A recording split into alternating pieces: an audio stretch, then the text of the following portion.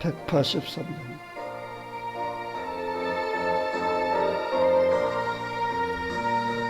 빈들에 모른 풀같이 시들은 나의 영혼,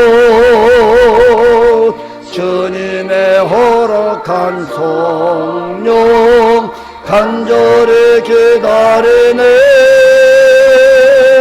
가물음이 마른 땅에 단비를 내리시듯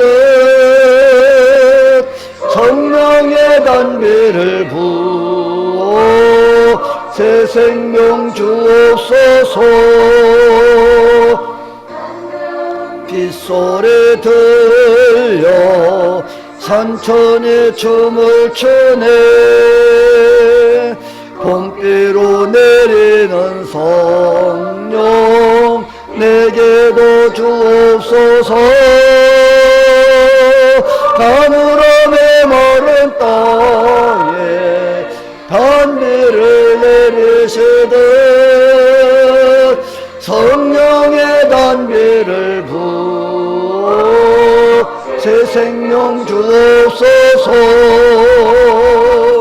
절 따라 우로를 내려 조목이 무성하네. 갈급한 내 심령 위에 성령을 부소서. 가물음에 마른 땅 단비를 내리시듯 성령의 단비를 부어 새 생명 주옵소서.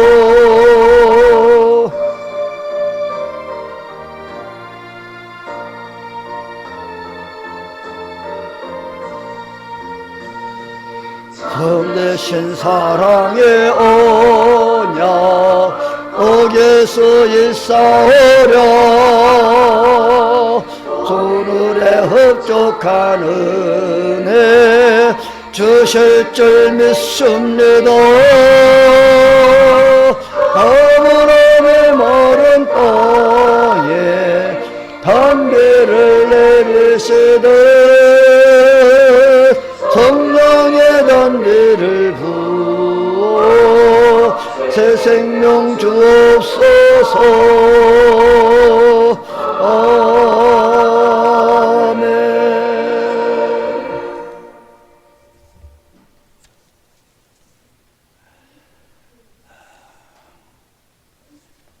오늘은 성령 강림절 주일이고, 또 이제 5월달 가정의 달을 맞이해서 이제 마지막 주일이 되기도 합니다. 해마다 가정달을 맞이해서 가정을 돌아보고 과연 나는 책임을 다 했는지 돌아보면서 이제 이 5월달을 마지막으로 돌아보는 시간이 되면 좋겠습니다. 이 성령 강림절 주일은 주님이 승천하신 이후에 열흘 만에 강림하셔서 너희가 예루살렘을 떠나지 말고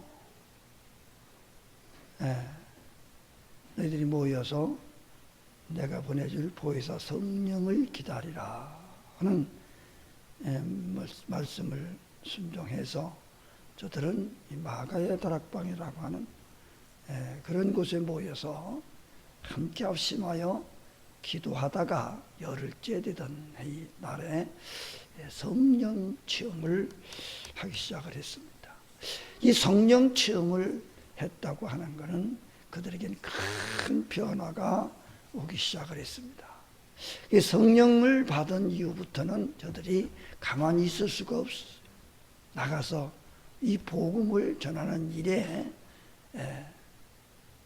모두가 다 합심했고, 복음을 전할 때 놀라운 기적이 일어나고 복음이 전파되어지고, 또 베드로도 성령 받은 이후에는 나가서 복음 전할 때에 한 번에 3,000명, 5,000명 회개하는 그런 역사가 일어나기도 했습니다. 그만큼 이 성령 충만, 성령 강림, 성령의 은혜는 우리에게 필수적이다. 성령의 은사가 없으면 우리의 신앙생활은 제대로 할 수가 없습니다. 성령에 임하셨다고 하는 것은 성령의 인재를 나를 늘 함께하며 또 우리를 인도하시고 또 지켜주시고 또 능력을 주시고 우리의 삶의 활력소가 되어지는 것이 바로 성령의 역사입니다. 그러니까 성령의 은혜를 체험하지 못하고 성령이 없는 사람들은 여전히 세상적으로만 살아가지요. 세상적으로. 하나님의 말씀대로 의존해서 순종하고 살려하는 것이 아니라 세상적으로 의존하고 세상적으로 세상 방법으로 살아가는 사람들. 바로 그런 사람들은 아직도 성령의 은혜를 체험하지 못했고 또 체험했다 하더라도 그 성령은 이미 떠나서 제대로 성령의 은혜를 누리지 못하고 사는 사람들이라고 볼 수 있습니다. 오늘 본문에서 보면은 이 가정의 달래 바로 고넬료라고 하는 이 가정을 우리가 살펴보려고 합니다. 이 고넬료는 어떤 사람이냐? 이 사람은 백부장이라고 하는 사람이에요. 그런데 그 당시에 이방인이었지만은 그러나 백부장은 의인이요 하나님을 경외하는 사람이라. 유대 온 족속이 칭찬하더니 그가 거룩한 천사의 지시를 받아 당신을 그 집으로 청하여 말을 들으려 하느니라 한대. 아멘. 자, 이 백부장 고넬료라고 하는 사람은 보통 사람이 아니었어요. 하나님을 잘 경외하는 사람이었다는 겁니다. 성경에 나오는 가정들 중에 복받은 가정들의 공통점은 뭐냐? 바로 기도하는 가정들, 기도하는 사람이 그 가정이 복을 받았습니다. 본문의 고넬료라는 사람은 그의 가정에 구원이 임하게 되고 놀라운 축복의 통로가 열리게 되어진 것을 보게 되어지면 이 가정은 보통 가정이 아니었음을 볼 수 있습니다. 하나님을 한 사람으로만도 충분히 그 가정을 감당할 수 있고 또 복을 받을 수 있게 한다고 하는 거예요. 바로 그 가정에 한 사람만이라도 기도하는 사람이 있다고 하면 그 가정이 복을 받을 수 있다고 하는 겁니다. 이방인 고넬료가 어떻게 하나님을 믿게 되었는지 성경에는 자세히 나온 것은 없지만은 하나님께서 그의 가정을 통해서 이루실 하나님의 뜻이 있음을 분명히 볼 수가 있습니다. 그의 가정은 그럼 어떠한 가정이었느냐? 이미 22절에서 말씀한 바와 같이 고넬료는 의인이요 그랬어요. 의인이라고 하는 말은 하나님을 경외하는 사람이라 그 말입니다. 의인은 아무나 의인이라 말하지 않아요. 하나님을 경외하는 사람, 그런 사람을 이제 의인이라고 하는데, 그가 사도행전 10장 2절에 보면 이런 말씀이 있어요. 그가 경건하여 온 집안과 더불어 하나님을 경외하며 백성을 많이 구제하고 하나님께 항상 뭐 하더니? 기도하더니. 참 의롭게 하나님을 잘 경외하며 백성을 돌아보는 구제하는 그런 의인이었어요. 또 그뿐만 아니라 항상 기도하였더라. 기도. 고넬료는 기도하는 사람이었어요. 고넬료의 가정은 은혜 받을 준비가 이미 다 되어져 있는 가정이었습니다. 당시에 유대교가 로마에 퍼져 있어서 로마인들 중에는 유대교를 배우는 사람도 물론 있었고요. 그러나 그들은 하나님을 믿지는 않았다고 합니다. 예. 그러나 고넬료는 하나님을 믿은 사람이에요. 또한 마음으로만 믿은 것이 아니라 구제와 섬김으로 말씀을 실천했고 항상 하나님께 기도하는 영적인 사람이었다. 지식적으로만 안 것이 아니라 하나님의 말씀에 실천하고 순종하는 사람, 의인이었다고 이렇게 표현하고 있습니다. 고넬료는 의인이요. 왜? 하나님 말씀을 순종하고 실천할 뿐만 아니라 구제하고 섬김의 생활을 했다고 하는 겁니다. 아직 예수님에 대하여 들어보지는 못한 상태였지만은 그러나 이미 신실한 그리스도인으로 준비되어 있었던 사람임이 틀림없습니다. 하나님은 이렇게 준비되어진 사람을 사용하신다고 하는 거예요. 준비되지 못한 사람은 아무리 유능하고 많은 지식이 있고 많은 것을 가졌다고 하더라도 그런 사람을 하나님은 쓰지 않습니다. 하나님이 쓰는 사람은 이렇게 거룩하고 의로운 주인의 쓰임에 합당한 그런 사람을 선택하신다 하는 거예요.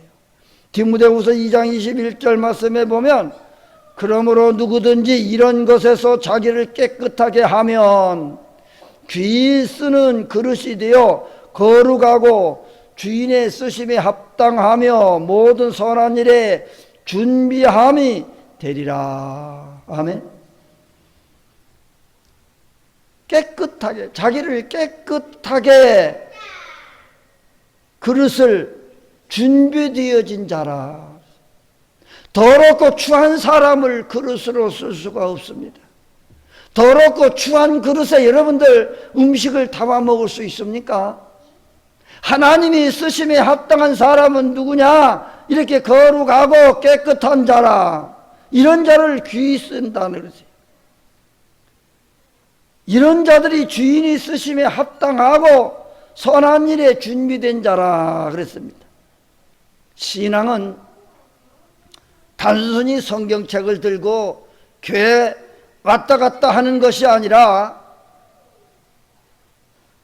가치관이요 인생관입니다. 인생을 살아가는 목적과 방향이 주님을 향해 있는, 그냥 왔다 갔다 하는 것이 아니라 분명한 목적과 방향이 주님께 향해 있어야 된다고 하는 거예요. 뭐 예배 드린다고 앉았다가 가는 거, 이게 신앙이 아니라고 하는 거예요. 그리고 온 가족이 한 믿음 안에, 한 신앙 안에 함께 해야 된다는 것이, 믿지 않는 가족, 신앙생활을 하다가 멈춘 가족이 있다고 하는 것은 이미 저들은 주님과 떨어져 있다라고 하는 거예요. 그런 자들이 신앙생활을 한다라고 말할 수 없습니다. 신앙생활을 한다라고 하는 것은 하나님과 함께 하는 사람이요, 함께 동행하는 사람, 하나님의 쓰심에 부끄럽지 않은 깨끗하고 거룩한 자, 이런 자들이 신앙생활 한다 하고 그런 자들을 하나님이 쓰신다고 하는 겁니다.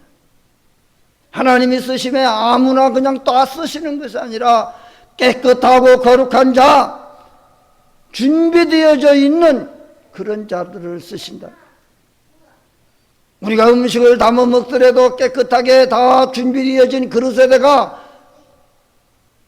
음식을 담아 먹지, 더럽고 추한 깨끗하지 못한 그릇을 갖다가 음식 담아 먹지는 않습니다.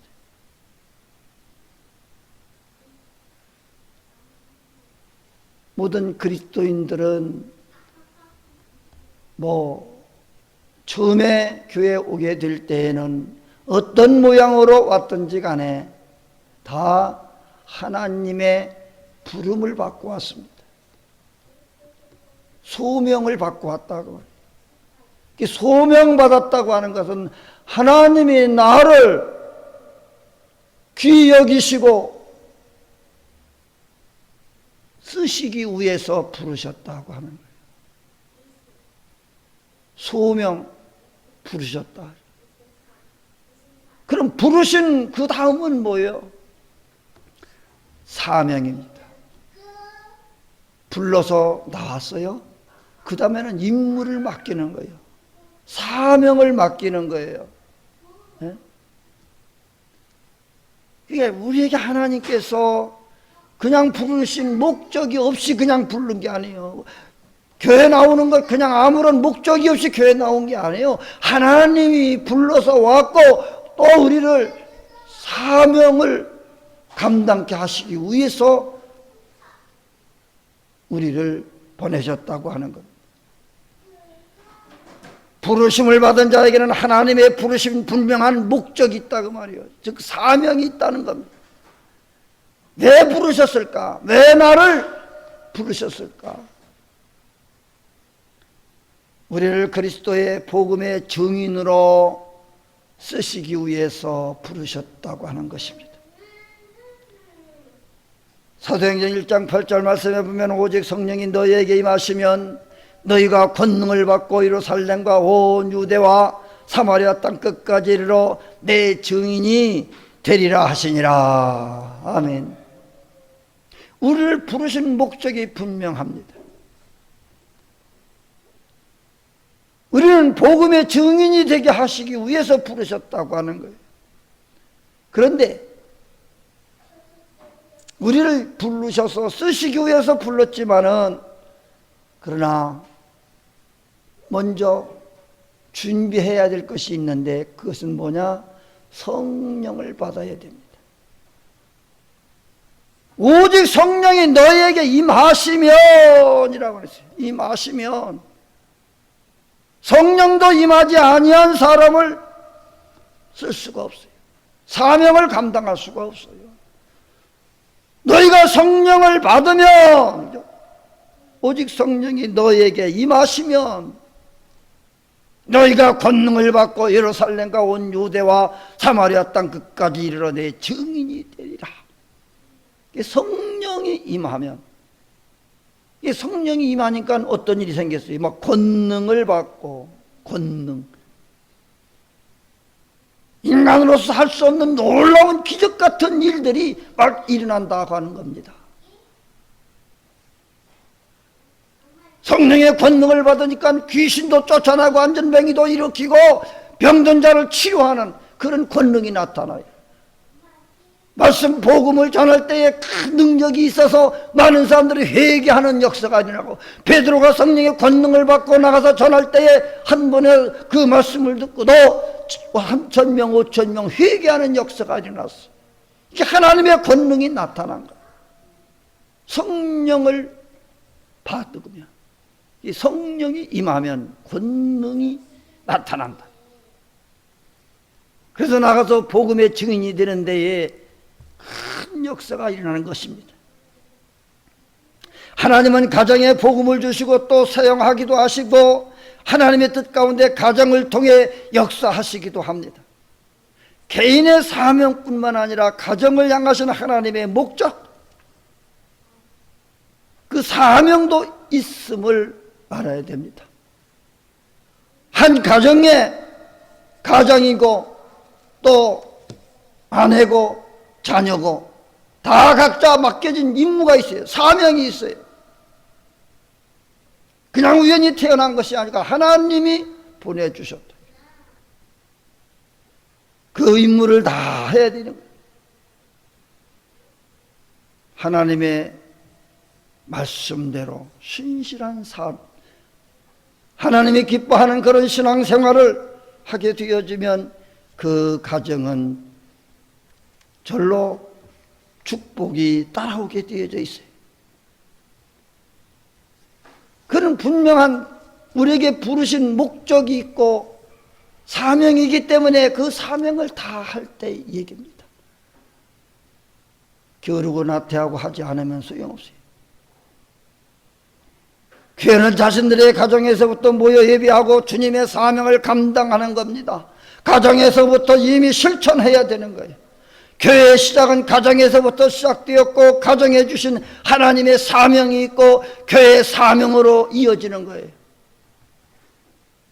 하나님이 우리 가정을 향하신 목적을 알아야 됩니다.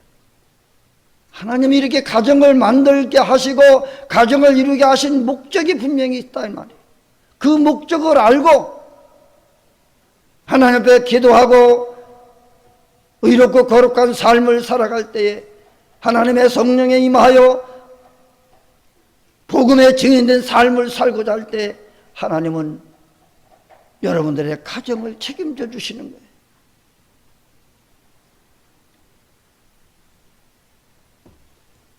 내 가정이 복을 받을 수 있는 비결은 바로 이겁니다.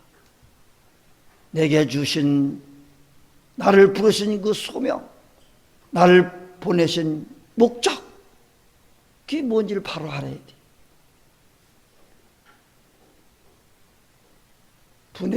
부르심과 보내심, 소명과 사명을 제대로 알지 못하면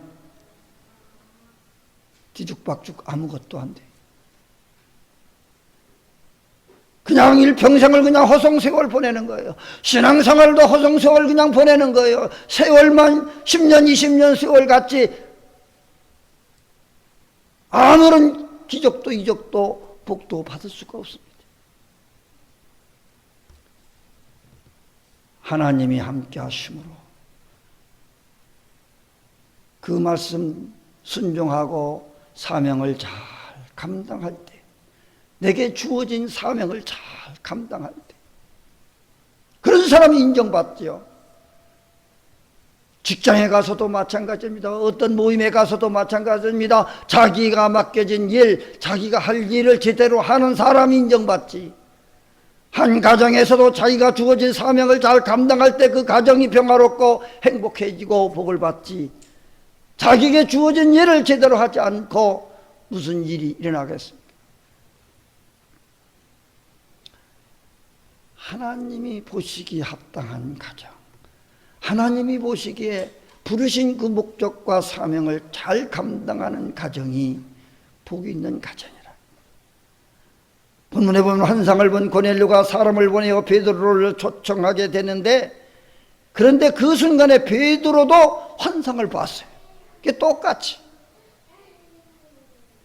이방인에게도 복음을 전하려고 하는 하나님의 뜻이었습니다. 44절 46절에 보면은 베드로가 이 말을 할 때에 성령의 말씀을 듣는 모든 사람에게 내려오시니 베드로와 함께 온 할례 받은 신자들이 이방인들에게도 성령 부어 주심으로 말미암아 논란이 이는 방언을 말하며 하나님 높임을 들음이러라. 아멘. 10장 44절 46절에 분명히 말씀하고 있어요. 성령의 역사가 이방인 고넬료의 집에서 일어났다라고 하는 겁니다.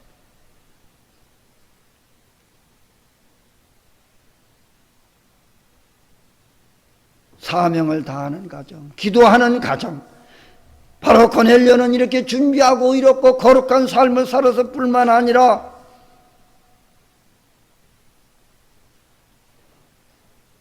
늘 기도하는 사람이다.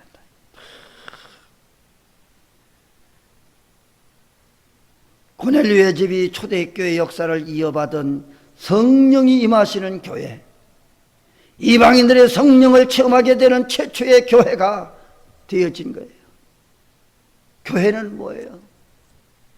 이 건물이 교회가 아니라 두세 명이 모여서 기도하는 그곳이 바로 교회예요.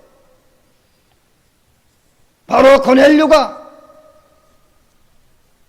이렇게 믿음의 가정에서 기도하는 가정이에요. 이런 가정들이 또 모이고 모이면 큰 교회로 발전하는 거예요.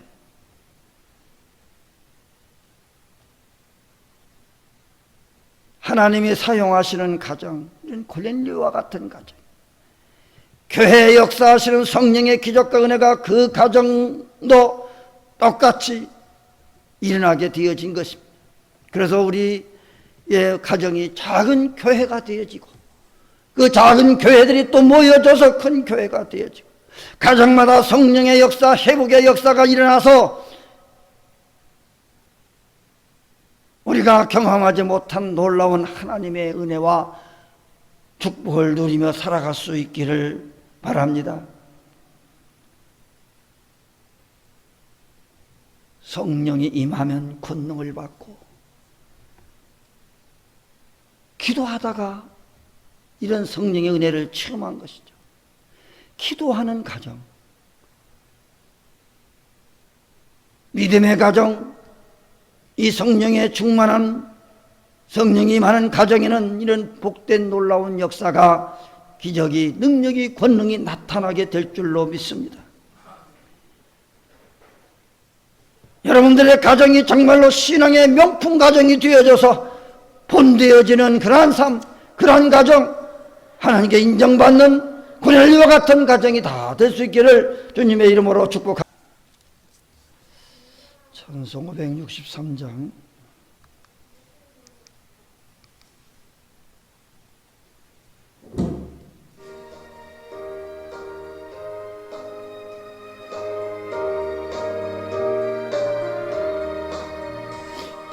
예수 사랑하심은 성경에서 배웠네.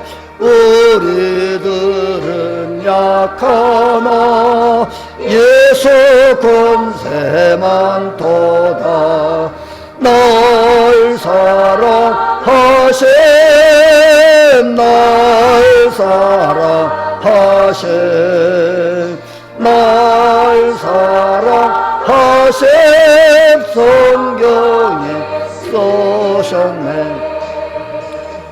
나를 사랑하시고 나의 죄를 다시소 하늘 문을 여시고 들어가게 하시네. 날 사랑하심, 날 사랑하심, 날 사랑하심. 성경에 쓰였네. 내가 연약할수록 덕히 여기서 높은 보좌 위에서 낮은 나를 보신 널 사랑하신, 날 사랑하신, 날 사랑하신. 성경에 쓰였네.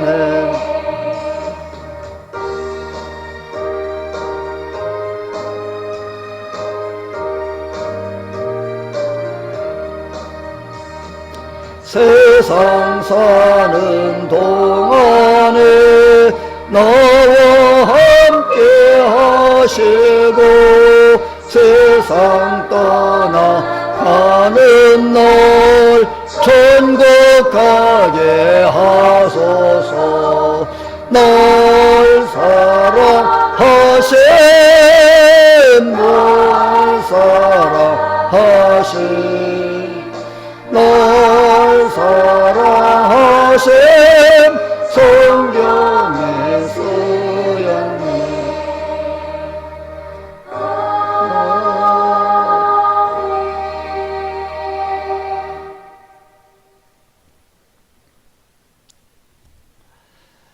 이제는 교회 머리 되신 우리 주 예수 그리스도의 은혜와 죄와 사망의 법의 소리를 구원해 주시기 위하여 독생성자 예수 그리스도를 우리에게 주신 하나님 아버지의 만극하신 사랑하심과 세상 끝날까지 내가 너희와 항상 함께하며 약속하신 성령님의 감동 감화 내 주께서 교통 의로 축복 충만하심이 오늘도 하나님 말씀 듣고 이제 고넬료와 같은 가정을 이루며 살고자 결심하는 성도들 위해, 저들의 가정 위에, 자녀들이 하시는 사업과 직장과 교회 위에, 이 나라 이 민족 위에 이제로부터 영원 무궁토록 주님의 은혜와 평강이 있을지어다.